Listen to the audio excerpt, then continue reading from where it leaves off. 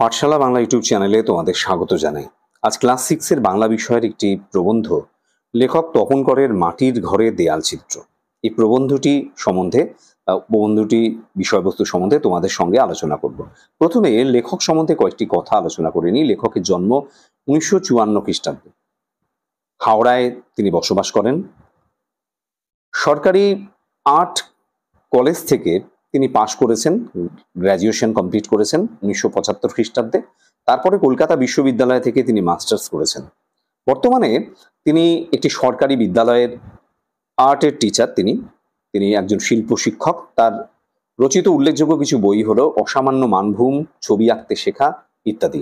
আমাদের যে মাটির ঘরে দেয়াল চিত্র, এই যে প্রবন্ধটি রয়েছে, এটি লেখকের মাটির ঘরে দেয়াল চিত্র প্রবন্ধের একটি জায়গা থেকে, একটি বড় প্রবন্ধ গ্রন্থ থেকে নেওয়া হয়েছে। মাটির ঘরে দেয়াল চিত্র, এই যে প্রবন্ধটির বিষয়বস্তু কি? মাটির ঘরে বিভিন্ন গ্রাম বাংলায় বিভিন্ন মাটির বাড়িতে মহিলারা মূলত নানা ধরনের আর্ট ফর্ম বা দেয়ালে নানা ধরনের ছবি আঁকেন। এই যে ছবি আঁকার যে কৌশল, ছবি আঁকার যে শিল্প সৌন্দর্য, এই যে দেয়াল চিত্রগুলো, সেগুলো এটা কিন্তু বাংলার একটি নিজস্ব সম্পদ। বাংলার বাইরেও অনেক জায়গায় হয়, কিন্তু বাংলার একটা নিজস্ব সম্পদ এটি। এই যে নকশা আঁকা হচ্ছে, তার যে বিভিন্ন বিবরণ, বিভিন্ন কোন কোন সময়ে এই ধরনের ছবিগুলো আঁকা হয়, কোন কোন জায়গায় এই ধরনের ছবিগুলো আঁকা হয়, তারই বিস্তৃত বিবরণ রয়েছে এই প্রবন্ধে। দেয়াল চিত্র এঁকে থাকেন সাধারণত গ্রামের মেয়েরাই। যারা দেয়াল চিত্র আঁকেন তারা মূলত গ্রামের মেয়েরা। সেই চিত্রণের বিষয়বস্তু যেমন নিজেরা নির্বাচন করেন, তেমনি তার উপাদানও নিজেরাই সংগ্রহ করেন। সেই ছবিগুলো কি বিষয়ে তারা ছবি আঁকবেন, সেগুলো তারা নির্বাচন করেন, অর্থাৎ তারা সিলেক্ট করেন কি ছবি আঁকবেন। তেমনি তার উপাদান, অর্থাৎ কি দিয়ে তারা ছবি আঁকবেন, সেটাও তারা নিজেরাই সংগ্রহ করেন। আর এর জন্য প্রয়োজনীয় সময়ও তারা বের করে নেন সংসারের নিজস্ব নিয়মিত কাজগুলির মধ্যে। এবং তার জন্য তো সময়ও দরকার। এই সময়টা তারা সংসারের প্রতিদিনের কাজকর্মের মধ্য দিয়ে সময়টাও তারা বার করেন। লোকে যাকে চলতি ভাষায় পুরুল্লা বলেন, সাধু ভাষায় বলে পুরুলিয়া, সেই জেলাকে কেন্দ্র করে একটা বিস্তীর্ণ অঞ্চল জুড়ে লোক সমাজে দেয়ালে ছবি আঁকার চল আছে। লোকে যাকে চলতি ভাষায় বলে পুরুল্লা আর ভালো ভাষায় বলে পুরুলিয়া, সেই জেলাকে কেন্দ্র করে পুরুলিয়ার একটা বিস্তীর্ণ জায়গা জুড়ে লোক সমাজে, যেহেতু এটা একটা লোকশিল্প, তা বিভিন্ন বাড়ির দেয়ালে কিন্তু ছবি আঁকার চল আছে। পূর্বতন মানভূম জেলার, আগে মানভূম জেলাটি ছিল, এটি ব্রিটিশ শাসিত ভারতবর্ষে পূর্ব ভারতের অন্যতম একটা জেলা ছিল। এটি বর্তমানে বিহার রাজ্যের অন্তর্গত। সেই মানভূম জেলার ভৌগোলিক সীমানাটিকে বাংলার দেয়াল চিত্র চর্চার পীঠস্থান বলা যায়। অর্থাৎ মানভূম জেলা জুড়ে কিন্তু এই দেয়াল চিত্র আঁকার চল শুরু হয়েছিল। পীঠস্থান মানে তীর্থক্ষেত্র বলা যেতে পারে, বা মূল জায়গা। মানভূম জেলাই ছিল মূল জায়গা, সেখান থেকে এর উৎপত্তি। এর সঙ্গে সংলগ্ন জেলা মেদিনীপুর, বাঁকুড়া, বর্ধমান জেলার পশ্চিম দিক, বীরভূম জেলাতে প্রচুর দেয়াল চিত্রণ হয়ে থাকে। এছাড়া এই মানভূম জেলার সংলগ্ন মেদিনীপুর, বাঁকুড়া, বর্ধমান জেলার পশ্চিম দিক এবং বীরভূম জেলাতে কিন্তু প্রচুর দেয়াল চিত্রণ বা দেয়ালে ছবি আঁকা হয়ে থাকে। মানভূমে সাঁওতাল, হো, অসুর, ভূমিজ, ওরাও, খেরিয়া, শবর, কোল, বীরহর প্রভৃতি আদিবাসী গোষ্ঠীর মানুষের বসবাস থাকলেও এদের মধ্যে মাটির ঘর তৈরি তথা দেয়াল চিত্রের ক্ষেত্রে সাঁওতালরাই অগ্রসর। পাশাপাশি ভূমিজ ও খেরিয়াদের চিত্রণও যথেষ্ট উন্নত। এখানে মানভূম জেলার কিছু আদিবাসী জনজাতির কথা বলা আছে। আদিবাসী যারা একদম শুরু থেকে মনে করা হয় এখানকারই অধিবাসী বা বাসিন্দা, ভারতীয় জাতিগোষ্ঠী, এদের ভূমিপুত্র বলা হয়। এই আদিবাসীদের মধ্যে অন্যতম চাকমা, সাঁওতাল, ওরাও, এদের কথা বলা যেতে পারে। এই সাঁওতাল যাদের কথা বলা হয়েছে, এরা মূলত ভারতবর্ষের ঝাড়খণ্ড এবং পশ্চিমবঙ্গের বৃহত্তম উপজাতি। এদের ভাষা সাঁওতালি। ব্রিটিশদের বিরুদ্ধে 1855 খ্রিস্টাব্দে সিধু কানহু প্রমুখের নেতৃত্বে এরা কিন্তু বিদ্রোহ ঘোষণা করেছিল। সাঁওতাল জনজাতির অন্যতম একজন বিখ্যাত ব্যক্তি হলেন রঘুনাথ মুর্মু। এই সাঁওতালদের কথা বলা হয়েছে, হো জনজাতির কথা বলা হয়েছে, ভূমিজদের কথা বলা হয়েছে। ভূমিজও একটি আদিবাসী জনজাতি, ভূমি থেকে জাত বা ভূমিপুত্র বলা হয় এদের। পশ্চিমবঙ্গ, আসাম, উড়িষ্যা, ঝাড়খণ্ডের মতো রাজ্যে এদের দেখা যায়। খেরিয়াদের কথা বলা আছে। খেরিয়াও একটি আদিবাসী জনজাতি। শবর, কোল, বীরহর, এরা বিভিন্ন আদিবাসী জনজাতি। এরা যে সমস্ত বাড়ি ঘর বানাচ্ছে, মাটির ঘর তৈরি করছে, তাদের মধ্যে সাঁওতালরাই কিন্তু এই দেয়াল চিত্রের ক্ষেত্রে বা দেয়ালে ছবি আঁকার ক্ষেত্রে সবচেয়ে এগিয়ে আছে। এছাড়া ভূমিজ এবং খেরিয়ারাও কিন্তু যথেষ্ট উন্নত ছবি আঁকে। পশ্চিমবঙ্গের প্রায় সর্বত্রই মাটি সুলভ হওয়ায় মানুষ গৃহ নির্মাণের প্রধান উপকরণ হিসেবে মাটিকেই বেছে নিয়েছে। পশ্চিমবঙ্গের বিভিন্ন জায়গায় মাটি কিন্তু পাওয়া যায় অ্যাভেলেবেল, তাই বাড়ি বানানোর ক্ষেত্রে মাটিকে তারা বেছে নেয়। মাটির ঘরের দেয়ালের এই চিত্রণের অন্যতম বৈশিষ্ট্য হলো এগুলো অস্থায়ী। মাটির ঘরের দেয়ালে এই যে ছবিগুলো আঁকা হচ্ছে এগুলো কিন্তু চিরস্থায়ী নয়, অস্থায়ী। সাধারণত আশ্বিনের দুর্গাপুজো এবং কার্তিকের অমাবস্যা বা দীপাবলি, এই দুই উৎসবকালকে উপলক্ষ করে দেয়াল চিত্রগুলি রচিত হয়। সাধারণত আশ্বিন মাসে যখন দুর্গাপুজো হয় এবং কার্তিক মাসে যখন অমাবস্যা হয় বা দীপাবলি, অমাবস্যার সময় যে দীপাবলি বা কালী পুজো হয়, এই দুই উৎসবকে কেন্দ্র করে এই দেয়াল চিত্রগুলি বা এই ছবিগুলো কিন্তু আঁকা হয়।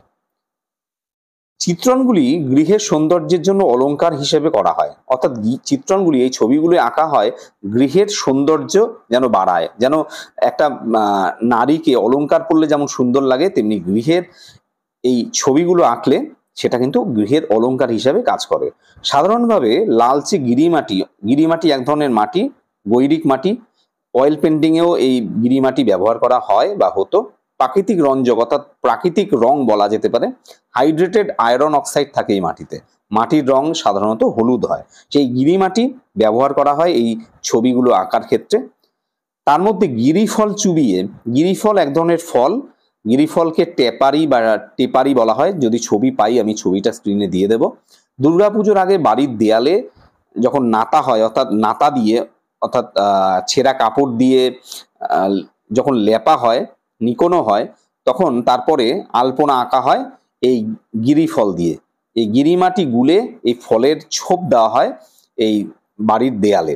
সেই গিরিফলের কথা বলা আছে, গিরিফল চুবিয়ে গৃহদ্বারের অর্থাৎ গৃহের যে দরজা তার মাথায় এবং দুই দিকে ছাপ দেওয়ার প্রথা বাংলার কৃষিজীবী সমাজে, অর্থাৎ যারা চাষবাসের সাথে যুক্ত তাদের মধ্যে কিন্তু এটা দেখা যায়।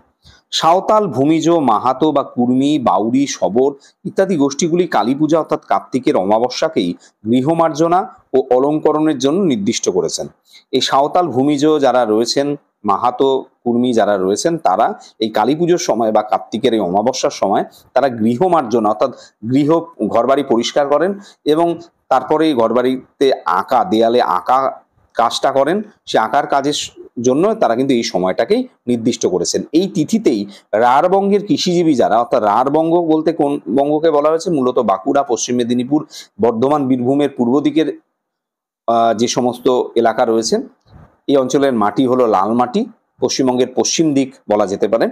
তো এই রাঢ়বঙ্গের যারা কৃষিজীবী রয়েছে তাদের সমাজে কিছু উৎসব রয়েছে, গ্রামীণ উৎসব। তার মধ্যে গো বন্দনা, গরুকে বন্দনা করা হচ্ছে। অলক্ষ্মী বিদায়, অলক্ষ্মীকে বিদায় করে এই দীপাবলির সময়ে এই হিন্দু মহিলারা এই উৎসব পালন করে, লক্ষ্মীকে বরণ করছে অলক্ষ্মীকে বিদায় করে।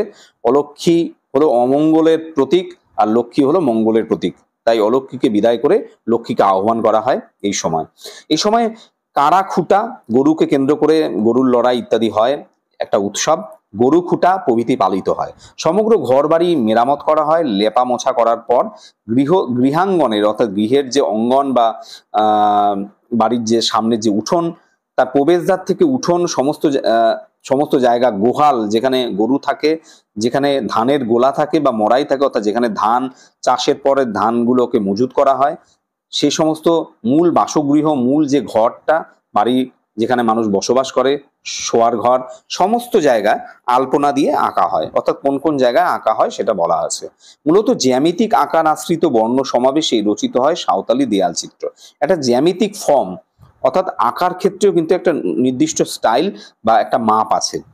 এতে যেমন দেখা যায় চওড়া রঙিন ফিতের মতো সমান্তরাল রেখা, তেমনি থাকে চতুষ্কোণ ও ত্রিভুজের চলাচলি। সমান্তরাল অর্থাৎ একটি লাইন, তার নিচে সমানভাবে যে লাইন, সেগুলোকে বলা হয় সমান্তরাল রেখা। সেরকমই চতুষ্কোণ বা চারকোণা বা ত্রিভুজ বা তিনকোণা, নানা ধরনের ছবি কিন্তু এখানে আঁকা হয়। চতুষ্কোণের ভেতরে চতুষ্কোণ, অর্থাৎ চতুষ্কোণের ভেতরে আবার চতুষ্কোণ, এইভাবে নকশা করা হয়, বা ত্রিভুজের ভেতরে আরো ত্রিভুজ, এইভাবে নকশা করা হয়। সাধারণত ঘরের চতুর্পার্শ্ব ঘিরে থাকা মূল বেদিটিকে করা হয় কালো। যে মূল বেদিটি বা ভিত যেটা থাকে সেটাকে কালো করা হয়। বাড়ির চারদিকের ভিতটাকে, তার সমান্তরালে টানা হয় বিঘত খানেক চওড়া গেরুয়া রঙের একটা রেখা। তার সমান্তরালে অর্থাৎ সেই ভিতটা বা সেই লাইনের সমান্তরালে অর্থাৎ সেই লাইনটার উপরে সমানভাবে এক লাইনে টানা হয় বিঘত খানেক চওড়া। অর্থাৎ বিঘত কাকে বলে? হাতের আমাদের যে হাতটাকে আমরা ব্যবহার করে যে মাপি, দৈর্ঘ্য মাপার ক্ষেত্রে হাত দিয়ে যে বুড়ো আঙুলের ডগা থেকে আর একদম যে কনিষ্ঠ আঙুলটা রয়েছে সেই আঙুলের ডগা পর্যন্ত যে দূরত্ব সেটাকে বলা হয় বিঘত। এরকম একটা বিঘত জায়গা জুড়ে কি করা হয়? বিঘতখানেক জায়গা জুড়ে নানা ধরনের ছবি আঁকা হয়। কি কি করা হয় সেটা বলা রয়েছে। সমান্তরালে টানা হয় বিঘতখানেক চওড়া গেরুয়া রঙের একটা রেখা এবং তার উপর সমান ছাড় দিয়ে আর একটা সমান্তরাল কালো রেখা। একটা গেরুয়া রঙের রেখা টানা হলো, তারপরে আবার একটা কালো রেখা টানা হলো, তার উপরে সাদা, আকাশি, গেরুয়া বা হলদে রঙের রেখা দিয়ে চতুষ্কোণ বা ত্রিভুজগুলি হতে পারে। সেগুলি পাশাপাশি বসে দেয়ালটিকে ভরিয়ে তোলে। সাধারণত এভাবে মাটি থেকে 6 ফুট উচ্চতা পর্যন্ত চিত্রণটি বিস্তৃত হয়। মাটি থেকে 6 ফুট পর্যন্ত ছবিগুলি আঁকা হয়। বিভিন্ন ধরনের ছবি কিন্তু স্ক্রিনেও রয়েছে এবং তোমাদের বইয়েও রয়েছে। সাঁওতাল ব্যতীত অন্যদের মধ্যে ভূমিজ, কুর্মী বা অন্যান্য গোষ্ঠীর মানুষরা যে চিত্রণ করে থাকে তার সাধারণ লক্ষণ হলো পদ্ম। সাঁওতাল ছাড়া অন্যান্য যে সমস্ত আদিবাসী জনজাতি আছে তারা যে ছবিগুলো আঁকে তার বেশিরভাগই পদ্ম আশ্রিত, অর্থাৎ পদ্ম সেই আঁকার একটা বিষয়বস্তু। একটি বৃত্তের পরিধিতে, একটা বৃত্তের চারদিকের যে অংশ সেটাকে বলা হয় পরিধি। একটি বৃত্ত তার যে বক্ররেখা, তার সীমান্ত বরাবর যে দৈর্ঘ্য সেটাকে বলা হয় পরিধি। সেই পরিধি জুড়ে কি হয়? যে কোনো বিন্দুকে কেন্দ্র করে আরেকটি বৃত্ত টানলে সেই বৃত্তের পরিধির কোনো একটি জায়গায় একটা বিন্দুকে ধরে আরেকখান যদি বৃত্ত টানা হয়, পরিধির ওপর যে ছেদ বিন্দুগুলি পাওয়া যায়, পরিধির ওপরে যে জায়গাগুলো বৃত্তগুলো যে পরস্পরকে ছেদ করেছে তার উপরে পুনরায় কেন্দ্র করে ক্রমাগত বৃত্ত টানতে থাকলো। অর্থাৎ একটা বৃত্তকে কেন্দ্র করে তার মধ্যে আরেকটা, তাকে কেন্দ্র করে আরেকটা বৃত্ত, তার একটি পয়েন্টকে কেন্দ্র করে আরেকটা বৃত্ত, তার আরেকটি পয়েন্টকে কেন্দ্র করে আরেকটা বৃত্ত, এইভাবে বৃত্ত টানা হতে থাকে পরপর। এইভাবে পদ্মের রেখাচিত্র পাওয়া যায়। এইভাবে তারা পদ্ম আঁকে। এই পদ্মের পাপড়িগুলি বিচিত্র বর্ণে ভরে দেওয়া হয়। এই পদ্মের যে পাপড়িগুলি হয় সেগুলো নানা ধরনের রং দিয়ে সে পাপড়িগুলি আঁকা হয়। কখনো কখনো দেখা যায় একটা টব বা কলস থেকে ফুলের গাছটি উঠে আসছে এবং দুপাশে শাখা ছড়িয়ে গাছের আগায় ফুল ফোটাচ্ছে। যে একটা টবের মতো আঁকা হয় বা একটা কলসির মতো আঁকা হয়, তার থেকে ফুলের গাছ আঁকা হয়, তারপর তার দুপাশে গাছের শাখা পোশাখা অর্থাৎ ডালপালা ছড়িয়ে পড়ছে এবং ফুল ফুটছে, এরকম দেখা যায়। সেখানেও বিকশিত পুষ্পটি অর্থাৎ যে ফুলটি আঁকা হচ্ছে সেটা দেখে মনে হয় যে এটাও পদ্ম ফুল, শতদল মানে পদ্ম ফুল। এই পদ্মটিকে মানভূমি দেয়াল চিত্রের প্রতীক বলা হয়। অর্থাৎ মানভূমি এলাকার দেয়াল চিত্র যে হয় তার প্রতীক বা তার একটা ট্রেডমার্ক বলা যেতে পারে। এর পাশাপাশি অপর যে বিষয়টিকে গুরুত্ব দেওয়া হয় তা হলো মোরগ ঝুঁটি। আরেকটা যে বিষয় গুরুত্ব পায় সেটা হলো মোরগ ঝুঁটি, মোরগের ঝুঁটি। এটি খুবই জনপ্রিয় এবং বিশেষত্বপূর্ণ অর্থাৎ বৈশিষ্ট্যপূর্ণ। যখন মোরগ ঝুঁটিকে চালচিত্রের মধ্যে স্থাপন করে অন্যান্য মোটিভ সংযুক্ত করে জড়োয়া সাজ করা হয় তখন বলা হয় মোরগ ঝুঁটির ঝাড় বা মুরগা ঝাড়। মোরগ ঝুঁটিকে চালচিত্র, এখানে চালচিত্র কথাটা এসছে, অর্থাৎ প্রতিমার চালের উপরে চালি যেটা হয় যেরকম আঁকা হয় সেটাকে বলা হয় চালচিত্র। এই যে চালচিত্র করা হচ্ছে তাতে নানা ধরনের মোটিভ বা নানা ধরনের নকশা তার সাথে যুক্ত করা হচ্ছে এবং তার সাথে জড়োয়া সাজ অর্থাৎ একটা অলংকার মণিমুক্তা খুচিত বা গয়না পরানো হচ্ছে, এরকম যে সাজ অর্থাৎ বেশ জড়িয়ে জড়িয়ে যেগুলো করা হচ্ছে সেটাকে বলা হচ্ছে মোরগ ঝুঁটি বা মুরগা ঝাড়। চালচিত্রটির ধারে ধারে সারিবদ্ধ থাকে উদীয়মান সূর্যের নকশা। চালচিত্রটির ধারে ধারে থাকে উদীয়মান মানে সূর্য উঠছে এরকম নকশা।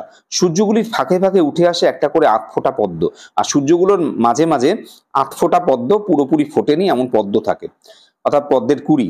এর বাইরে যে শূন্যস্থান পড়ে থাকে, এর বাইরে যে ফাঁকা জায়গাগুলো পড়ে থাকে সেখানে বসানো হয় নানান রকমের ছোট ছোট নকশা বা মোটিভ। সেগুলির মধ্যে পদ্ম তো থাকেই, তার সাথে ইস্কাবন, হরতনের চিহ্ন, সাধারণ লতাপাতা, পাখি, ময়ূর ইত্যাদিও থাকে। হরতন, ইস্কাবন এগুলো কি? মূলত তাসের নানা ধরনের ভাগে থাকে কিন্তু হরতন। হরতন মানে হার্টস, আর এখানে ইস্কাবন সেগুলোকে বলা হয় স্প্রেডস। এই তাসের নানা ধরনের যে নকশাগুলো থাকে সেগুলোও কিন্তু এখানে করা হয়। এছাড়া লতাপাতা, পাখি, ময়ূর ইত্যাদিও থাকে। এই ধরনের বিস্তৃত আকারের ছবি যেমন লাল, নীল, সাদা, গেরুয়া ইত্যাদি বিচিত্র বর্ণের সমাবেশে আঁকা হয় তেমনই বর্ণ ছাড়াও আঁকা হয়। অর্থাৎ লাল, নীল, সাদা, গেরুয়া বিচিত্র বর্ণের সমাবেশ থাকে তার মধ্যে, তেমনি বর্ণ ছাড়া অর্থাৎ বর্ণহীনও কিছু ছবি থাকে যার ভেতরে কোনো রং করা হয় না। অত্যন্ত মসৃণভাবে নিকোনো দেয়ালে, অর্থাৎ মসৃণভাবে নিকোনো মানে ল্যাপা দেয়ালে অপেক্ষাকৃত হালকা রঙের বেলে মাটির গোলা দিয়ে নাতা দেওয়া হয়। অর্থাৎ আবার সুন্দরভাবে সেখানে বেলে মাটি দিয়ে নাতা বা ছেঁড়া কাপড় দিয়ে যে ল্যাপা হয় সেটাকে নাতা বলা হয়। এই মাটির রং ঈষৎ হরিদ্রাভ। এই মাটির রং কিছুটা হলদেটে এবং সাদাটে। সাদাটে বলেই এই মাটির স্থানীয় নাম দুধে মাটি। এই মাটির প্রলেপটি ভিজে থাকতে থাকতেই এর ওপর হাতের আঙুলের ডগা দিয়ে দাগ টেনে এঁকে দেয় ছবি। এই মাটির প্রলেপটা সেটা ভিজে থাকা অবস্থায় হাতের আঙুলের ডগা দিয়েও কিছু ছবি আঁকা হয়। বিষয় হিসাবে পূর্বে বর্ণিত মোরগ জুটির ঝাড় তো আছেই, তার সাথে কদম ঝাড়, শালুক লতা অর্থাৎ শালুক বা শাপলা লতা, এই ধরনের নানা ধরনের ছবি চোখে পড়ে। এই চিত্রকলা কোনো গোপন স্থান বা আড়ালে করার রীতি নেই, অর্থাৎ গোপন জায়গায় ছবি এঁকে রাখলাম সেরকম না, মানুষ দেখতে পাবে এমন জায়গায় কিন্তু ছবিগুলো আঁকা হয়। বরং দূর থেকে দৃশ্য হিসাবে মানানসই হবে এমন ভাবেই দেয়াল নির্বাচন করা হয়। দেয়াল এমন ভাবে ছবি আঁকা হয় সেই সমস্ত দেয়ালে যা দূর থেকে দেখা যায়। সেজন্য শুধু বাসগৃহের দেয়াল নয়, অর্থাৎ যেই ঘরে আমি বসবাস করছি সেই ঘরের দেয়াল নয়, প্রাচীর গাত্র কোনো পাঁচিলের গা কিংবা অন্য যে কোনো রকম ঘরের দেয়ালও কিন্তু নির্বাচন করা হয়। এই ছিল এই প্রবন্ধে আলোচনা। ভালো লাগলে অবশ্যই ভিডিওতে লাইক করে দিও, বন্ধুদের মধ্যে শেয়ার করে দিও, আর কমেন্টে লিখে জানিও কি ধরনের তোমরা ভিডিও দেখতে চাইছো। শেষ পর্যন্ত ভিডিওটা দেখার জন্য অসংখ্য ধন্যবাদ।